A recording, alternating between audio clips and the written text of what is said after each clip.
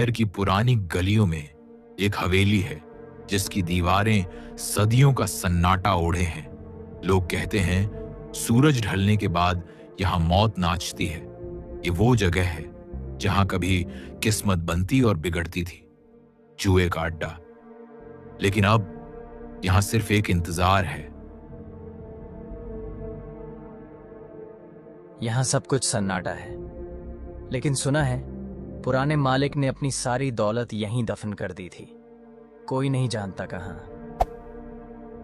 अमित, पैसों का भूखा एक नया खिलाड़ी। वह जानता था कि इस अड्डे के पुराने मालिक प्रताप ने जुए की सारी काली कमाई यहीं कहीं छुपा रखी है। लेकिन उसे नहीं पता था कि दौलत के साथ साथ यहां एक आत्मा भी दफन है, एक इंतकाम की प्यासी आत्मा।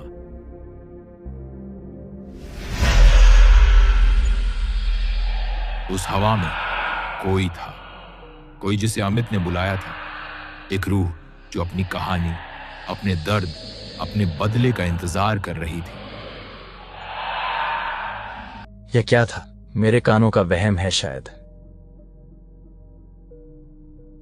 जुए की हर मेज पर, हर पत्ते पर, उस हवेली की हर दीवार पर एक दर्दनाक कहानी लिखी थी।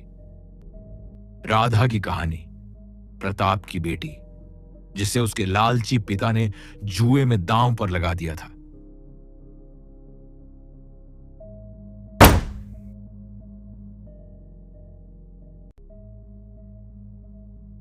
ये क्या है?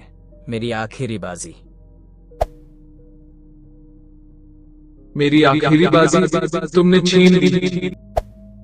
कौन है वहां? मुझे दिखाई क्यों नहीं देता? अब खेल शुरू हो चुका था। आत्मा जाग चुकी थी अपनी अधूरी बाजी को पूरा करने के लिए। ये क्या बकवास है? कोई पैसा नहीं। पैसा तो जमीन में गया मेरे साथ।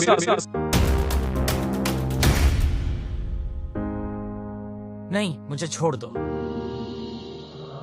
तुम भी उन जैसे ही हो, लालची। मुझे छोड़ दो। ये हाथ, ये राधा का हाथ था। वही राधा जो इस जुए के अड्डे के नीचे दफन थी। लेकिन यह हाथ अब भी उसका अंतिम दांव खेलना चाहता था। कोई बचाओ। कोई नहीं आएगा, जैसे मेरे लिए कोई नहीं आया था। अब तुम भी यहीं रहोगे। अगली सुबह कुछ लोग जब उस हवेली के पास से गुजरे तो उन्होंने अंदर से आती एक अजीब सी आवाज सुनी।